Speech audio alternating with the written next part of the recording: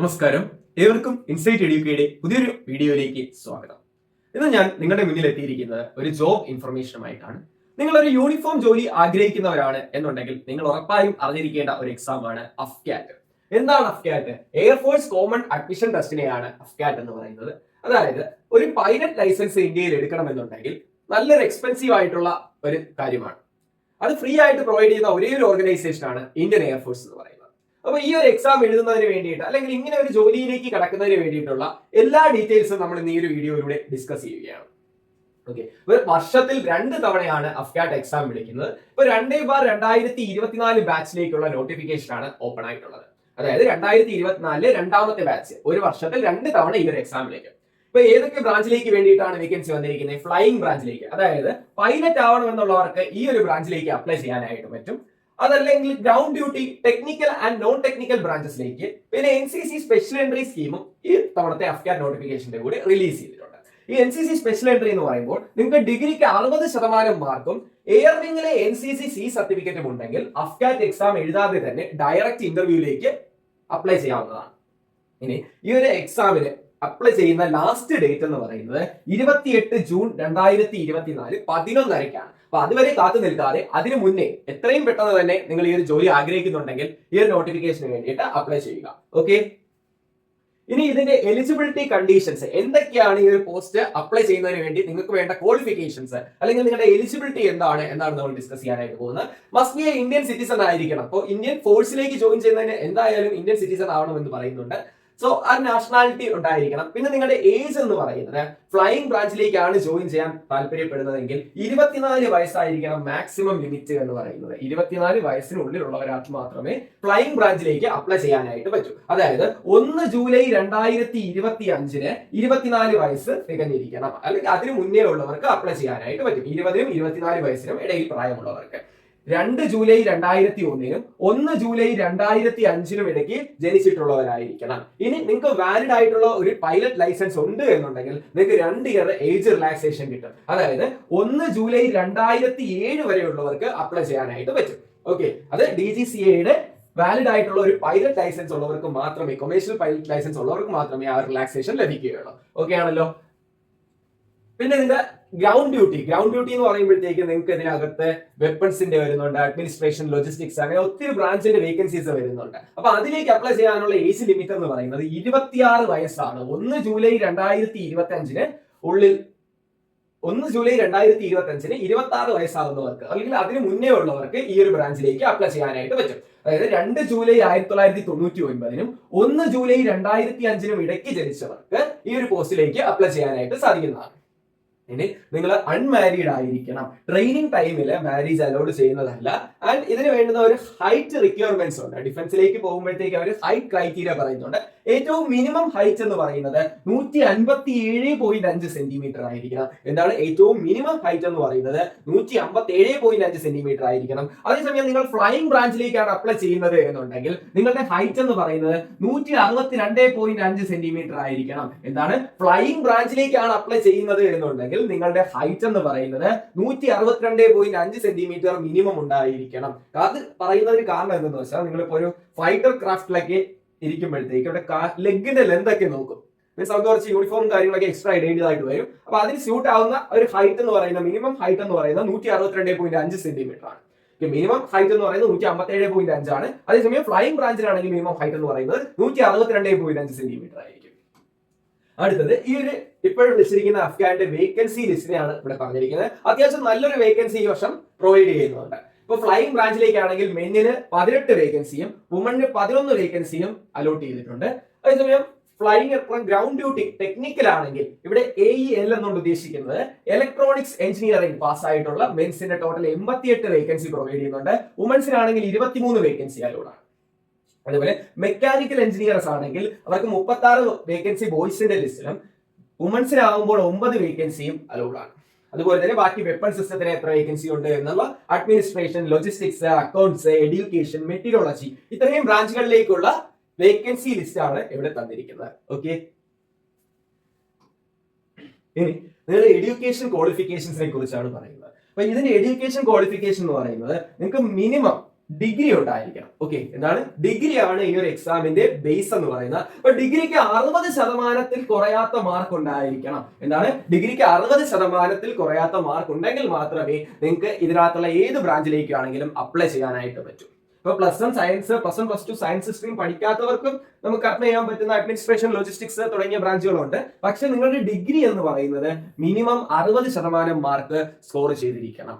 ഇനി ഫ്ലൈയിങ് ബ്രാഞ്ചിന് ഒരു branch base ആയിട്ടുള്ള ക്വാളിഫിക്കേഷൻ നോക്കുകയാണെങ്കിൽ നമുക്ക് ഫ്ലൈയിങ് ബ്രാഞ്ചിൽ എന്ന് പറയുമ്പോൾ ഡെഫിനറ്റ്ലി +1 +2 ടൈമിൽ, അതായത് നിങ്ങളുടെ ഹയർ സെക്കൻഡറി എഡ്യൂക്കേഷൻ എന്ന് പറയുമ്പോൾ മാത്സും ഫിസിക്സും പഠിച്ചിരിക്കണം. അതിൽ ഓരോ സബ്ജക്റ്റും മിനിമം 50% മാർക്ക് ഉണ്ടായിരിക്കണം. എന്നാൽ മാത്രമേ ഫ്ലൈയിങ് ബ്രാഞ്ചിലെ ആദ്യത്തെ ക്വാളിഫിക്കേഷൻ നിങ്ങൾ പാസ്സാവുകയുള്ളൂ. ഇതിനോടൊപ്പം തന്നെ ഇതൊരു ഡിഗ്രി ലെവൽ എക്സാം ആയതുകൊണ്ട് തന്നെ നിങ്ങൾ മിനിമം ഒരു 3 ഇയർ ഡിഗ്രി കോഴ്സ് ചെയ്തിരിക്കണം. ഇത് 60% മാർക്കോട് കൂടി പാസ്സായിരിക്കണം. ഓക്കെ, അതല്ല എന്നുണ്ടെങ്കിൽ നിങ്ങൾക്ക് BO BTechോ ഉണ്ട് എന്നുണ്ടെങ്കിലും അതിനും മിനിമം 60% മാർക്ക് ഉണ്ട് എന്നുണ്ടെങ്കിൽ നിങ്ങൾക്ക് ഫ്ലൈയിങ് ബ്രാഞ്ചിലേക്ക് അപ്ലൈ ചെയ്യാനായിട്ട് പറ്റും. ഇനി ഇത് രണ്ടും അല്ലാതെ നിങ്ങളുടെ കയ്യിൽ ഇപ്പോ AMI എന്നുകൊണ്ട് ഉദ്ദേശിക്കുന്ന associate membership of institute of engineers ഇന്ത്യയുടെയും അല്ലെങ്കിൽ എയറോനോട്ടിക്കൽ സൊസൈറ്റി ഓഫ് ഇന്ത്യ നടത്തുന്ന A and B എക്സാമിനേഷനിൽ മിനിമം 60% മാർക്കോ അല്ലെങ്കിൽ ഇക്വലന്റോ ആയിട്ടുള്ള സ്കോറിംഗ് ഉണ്ടായിരിക്കണം. ഓക്കെ, അങ്ങനെയാണെങ്കിലും നിങ്ങൾക്ക് ഫ്ലൈയിങ് ബ്രാഞ്ചിലേക്ക് അപ്ലൈ ചെയ്യാനായിട്ട് പറ്റും. അടുത്തത് education qualification ground duty non technical ബ്രാഞ്ചസിലേക്ക് നിങ്ങൾ വെപ്പൺ സിസ്റ്റത്തിലേക്കാണ് ജോയിൻ ചെയ്യാൻ ആഗ്രഹിക്കുന്നത് എന്നുണ്ടെങ്കിൽ അതിനും സെയിം മാത്സും ഫിസിക്സും മിനിമം 50% മാർക്കോട് കൂടി +2 പാസ്സായിരിക്കണം. പിന്നെ ഈ തന്നിരിക്കുന്നതിൽ ഏതെങ്കിലും ഒരു കോഴ്സ് നിങ്ങൾ ചെയ്തിരിക്കണം. അതായത് ഗ്രാജുവേഷൻ, ഏതെങ്കിലും ഒരു ഡിഗ്രിയിൽ ഗ്രാജുവേഷൻ ഉണ്ടായിരിക്കണം വിത്ത് 60% മാർക്ക്. അതായത് ഡിഗ്രിക്ക് 60% മാർക്ക് ഉള്ളവർ മാത്രം ഈ ഒരു പോസ്റ്റിലേക്ക് അപ്ലൈ ചെയ്താൽ മതി. അല്ലെങ്കിൽ അതിന് മുകളിലോട്ട് മാർക്ക് ഉള്ളവർ മാത്രമേ ഇതിന് അപ്ലൈ ചെയ്യാനായിട്ട് പറ്റുകയുള്ളൂ. ഓക്കെ, അത് കഴിഞ്ഞ് അല്ലെങ്കിൽ BE or BTech 4 years course with same 60% mark criteria ഇട്ടിട്ടുണ്ട്. അത് കഴിഞ്ഞിട്ട് നമ്മുടെ അഡ്മിനിസ്ട്രേഷൻ ആൻഡ് ലോജിസ്റ്റിക്സ്, ഇതിലാകുമ്പോൾ നിങ്ങൾക്ക് +2 സയൻസ് സ്ട്രീം തന്നെ പഠിക്കണം എന്നൊന്നും പറയുന്നില്ല. +2 +1 +2 ഏത് സ്ട്രീമോ ആയിക്കോട്ടെ, നിങ്ങൾക്ക് ഒരു ഡിഗ്രി ഉണ്ട് അല്ലെങ്കിൽ 60% റിക്വയർഡ് ആയിട്ടുള്ള section A and B examination associate membership of the institution of engineers നടത്തുന്ന അല്ലെങ്കിൽ എയറോനോട്ടിക്കൽ സൊസൈറ്റി ഓഫ് ഇന്ത്യ നടത്തുന്ന A and B എക്സാമുകളിൽ മിനിമം 60% മാർക്ക് ഉണ്ടെങ്കിലും നിങ്ങൾ ഈ ഒരു പോസ്റ്റിലേക്ക് അപ്ലൈ ചെയ്യാനായിട്ട് യോഗ്യരാണ്. അത് കഴിഞ്ഞ് വരുന്നതാണ് എഡ്യൂക്കേഷൻ ബ്രാഞ്ച് എന്ന് പറയുന്നത്. എഡ്യൂക്കേഷൻ ബ്രാഞ്ചിന്റെ ക്വാളിഫിക്കേഷൻ എന്ന് പറയുന്നത് PG ആണ്. ഓക്കെ, പോസ്റ്റ് ഗ്രാജുവേഷനിൽ മിനിമം 50% മാർക്കും അണ്ടർ ഗ്രാജുവേഷൻ അതായത് നമ്മുടെ ഡിഗ്രിക്ക് 60% മാർക്കോട് കൂടി ഉള്ളവർക്കുമാണ് ഈ ഒരു എഡ്യൂക്കേഷൻ ബ്രാഞ്ചിലേക്ക് അപ്ലൈ ചെയ്യാനായിട്ട് കഴിയുന്നത്. അത് കഴിഞ്ഞ് വരുന്നതാണ് അക്കൗണ്ട്സ് ബ്രാഞ്ച്. ഇപ്പൊ അക്കൗണ്ട്സ് ബ്രാഞ്ചിലേക്ക് അപ്ലൈ ചെയ്യുന്നതിന് വേണ്ടിയിട്ട് നിങ്ങൾക്ക് +2 തന്നെ ഏതെങ്കിലും ഒരു ഡിഗ്രി 60% മാർക്ക് ഉണ്ട് എന്നുണ്ടെങ്കിൽ, അല്ലെങ്കിൽ ഈ ഒരു BCom ഡിഗ്രി ഉണ്ട് എന്നുണ്ടെങ്കിൽ, അല്ലെങ്കിൽ ബാച്ചുലർ ഓഫ് ബിസിനസ് അഡ്മിനിസ്ട്രേഷനിലെ with specialisation finance or management സ്റ്റഡീസിലെ ഫിനാൻസ് സ്പെഷ്യലൈസ് ചെയ്തിട്ടുണ്ട് എന്നുണ്ടെങ്കിലും നിങ്ങൾക്ക് ഈ ഒരു പോസ്റ്റിലേക്ക് അപ്ലൈ ചെയ്യാനായിട്ട് കഴിയും. അതല്ല എന്നുണ്ടെങ്കിൽ നിങ്ങൾ CA CMA CS CFA ഇതിൽ ഏതെങ്കിലും ഒന്ന് ക്വാളിഫൈ ചെയ്തിട്ടുണ്ടെങ്കിൽ നിങ്ങൾക്ക് അപ്ലൈ ചെയ്യാം. അല്ലെങ്കിൽ ഫിനാൻസ് സ്പെഷ്യലൈസ് ആയിട്ട് എടുത്ത് പഠിച്ചിട്ടുള്ളവർക്കാണെങ്കിലും അക്കൗണ്ട്സ് ബ്രാഞ്ചിലേക്ക് അപ്ലൈ ചെയ്യാനായിട്ട് കഴിയുന്നതാണ്. ഇത് കഴിഞ്ഞ് ഇനി ഇതിന്റെ സെലക്ഷൻ പ്രൊസീജിയർ, അഫ്കാറ്റ് എക്സാം എഴുതി എങ്ങനെ നിങ്ങൾക്ക് ജോലിയിലേക്ക് എത്താം എന്നാണ് ഇതിൽ പറയുന്നത്. അപ്പൊ ആദ്യമേ പറയുന്നത് നിങ്ങളുടെ ഒരു എക്സാമിനെ കുറിച്ചാണ്. അഫ്കാറ്റ് എക്സാമിനെ കുറിച്ച് പറയുന്നുണ്ട്. ഇതെന്ന് പറയുന്നത് 100 ക്വസ്റ്റ്യൻസ് ഉള്ള ഒരു എക്സാം ആണ്. ടോട്ടൽ മാർക്ക് എന്ന് പറയുന്നത് 300 മാർക്സിനാണ്. അതായത് ഒരു ക്വസ്റ്റ്യൻ ശരിയാവുകയാണെങ്കിൽ നിങ്ങൾക്ക് 3 മാർക്ക് കിട്ടും. അതേസമയം ഒരു ക്വസ്റ്റ്യൻ തെറ്റിപ്പോവുകയാണെങ്കിൽ നിങ്ങൾക്ക് -1 മാർക്ക് നഷ്ടമാകും. അതായത് 1 മാർക്ക് നിങ്ങൾക്ക് നഷ്ടമാകും. ഇനി അൺഅറ്റൻഡഡ് ആയിട്ടുള്ള ക്വസ്റ്റ്യൻസിന് പ്രത്യേകിച്ച് നമുക്കൊന്നും നഷ്ടപ്പെടാനായിട്ടില്ല. സോ അറിയാവുന്നത് മാത്രമേ എഴുതാവൂ. ഇതിനൊരു ജനറൽ കട്ട് ഓഫ് എന്ന് പറയുന്നത്, ഈ ഒരു എക്സാമിന്റെ കട്ട് ഓഫ് എന്ന് പറയുന്നത് 145-നും 165 മാർക്കിനും ഇടയിലായിരിക്കും. എന്നാൽ ഒരു സേഫ് സോൺ എന്ന് പറയുന്നത് നിങ്ങൾക്ക് മെറിറ്റിൽ വരണം എന്നുണ്ടെങ്കിൽ നിങ്ങൾ ഒരു 180+ എന്തായാലും സ്കോർ ചെയ്തിരിക്കുക. ഒരു 200+ സ്കോർ ചെയ്യുവാണെങ്കിൽ വളരെ നല്ലത്. ഓക്കെ, ഇതിന് ഈ സ്കോർ എളുപ്പത്തിൽ എത്തിച്ചേരാനായിട്ട് പറ്റും. നിങ്ങൾ നെഗറ്റീവ് മാർക്കിംഗ് ചെയ്യാതിരുന്നാൽ മാത്രം മതി. ഓക്കെ, ഇനി NCC special entry, NCC air wing C certificate ഉള്ളവർക്ക് ഈ ഒരു എക്സാം ഇല്ലാതെ തന്നെ ഡയറക്റ്റ് AFSB ഇന്റർവ്യൂയിലേക്ക് അപ്ലൈ ചെയ്യാനായിട്ട് പറ്റും. ഈ AFSB SSB FSB NSB തുടങ്ങിയ ഇന്റർവ്യൂവിനെ കുറിച്ച് നിങ്ങൾ കേട്ടിട്ടുണ്ടാവും. അപ്പൊ ഇതെന്ന് പറയുന്നത് ഇന്ത്യയിലെ ഏറ്റവും ഡിഫിക്കൽട്ട് ആയിട്ടുള്ള ഒരു ഇന്റർവ്യൂ പ്രൊസീജിയർ ആണ്. 5 days ആണ് AFSB ഇന്റർവ്യൂവിന്റെ കാലാവധി എന്ന് പറയുന്നത്. ഓക്കെ, 5 ദിവസം നിങ്ങൾക്ക് ഇന്റർവ്യൂ ഉണ്ടായിരിക്കും. ഇന്റർവ്യൂവിന്റെ ലാംഗ്വേജ് എന്ന് പറയുന്നത് ഇംഗ്ലീഷ് ആണ്. അപ്പൊ നന്നായിട്ട് ഇംഗ്ലീഷ് കമ്മ്യൂണിക്കേറ്റ് ചെയ്യാൻ അറിയാവുന്നവർക്കൊക്കെ നല്ലൊരു പ്ലസ് പോയിന്റ് ആണ് ഈ ഒരു ഇന്റർവ്യൂ നന്നായിട്ട് പെർഫോം ചെയ്യാനായിട്ട്. ഓക്കെ, അപ്പം AFSD ഇന്റർവ്യൂ കഴിഞ്ഞാൽ നിങ്ങൾക്ക് അതിനോടൊപ്പം തന്നെ മെഡിക്കൽ എക്സാമിനേഷൻ ഉണ്ടാവും. 5 ദിവസത്തെ ഇന്റർവ്യൂ കഴിഞ്ഞാൽ ഉടൻ തന്നെ മെഡിക്കൽ എക്സാമിനേഷൻ ഉണ്ടാവും. അത് കഴിഞ്ഞ് കുറച്ച് നാളുകൾക്ക് ശേഷം നിങ്ങളുടെ മെറിറ്റ് ലിസ്റ്റ് ഇടും. ആ മെറിറ്റ് ലിസ്റ്റിലെ ടോപ്പിൽ വരുവാണെങ്കിൽ നിങ്ങൾക്ക് ഈ ഒരു ജോലി ഉറപ്പിക്കാനായിട്ട് പറ്റും. അതേപോലെ നേരത്തെ നമ്മൾ പറഞ്ഞു പൈലറ്റ് ആവുന്നതിന്, അപ്പൊ പൈലറ്റ് ആവുന്നതിന് ഈ AFSD ഇന്റർവ്യൂവിന്റെ കൂടെ തന്നെ ഒരു എക്സാം കൂടെ ഉണ്ടാവും. ഓക്കെ, CPSS അല്ലെങ്കിൽ പൈലറ്റ് ആപ്റ്റിറ്റ്യൂഡ് ബാറ്ററി ടെസ്റ്റ് കൂടി നിങ്ങൾക്ക് കണ്ടക്ട് ചെയ്യും. ഓക്കെ, ഈ ഒരു എക്സാമിന് വേണ്ടിയിട്ട് ഞങ്ങൾ ഇൻസൈറ്റ് എഡ്യൂക്ക ടീം ഒരു ക്രാഷ് ബാച്ച് ലോഞ്ച് ചെയ്യുന്നുണ്ട്. അപ്പൊ ഇതെന്ന് പറയുന്ന എക്സാമിന് വേണ്ടി മാത്രമല്ല, ചുരുക്കി പറഞ്ഞാൽ ഒരു ഓവറോൾ പാക്കേജ് ആയിട്ടാണ് ഇത് പ്രൊവൈഡ് ചെയ്യുന്നത്.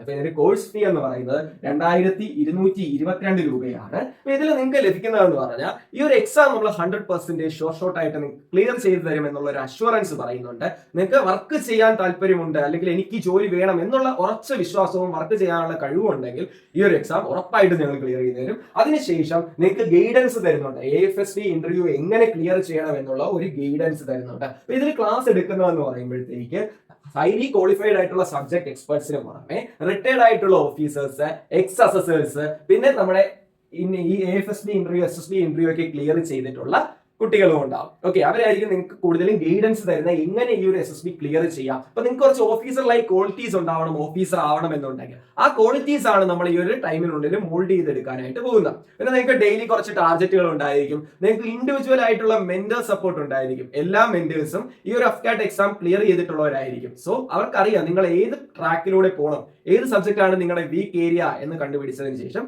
അത് കൂടുതൽ ഫോക്കസ് ചെയ്ത് പഠിപ്പിക്കാനായിട്ട് അവരെ കൊണ്ട് കഴിയും. ഓക്കെ, സോ ഇതൊരു ഫാമിലി ആയിട്ട് വർക്ക് ചെയ്യുന്ന ഒരു ഓർഗനൈസേഷൻ ആണ്. അപ്പൊ ഇതിലേക്ക് ജോയിൻ ചെയ്യാൻ താല്പര്യമുള്ളവര് ഈ കാണുന്ന നമ്പറിൽ ഒന്ന് കോൺടാക്ട് ചെയ്താൽ മാത്രം മതി. ബാക്കി പ്രൊസീജിയർ എങ്ങനെയാണെന്ന് പറഞ്ഞു തരുന്നതാണ്.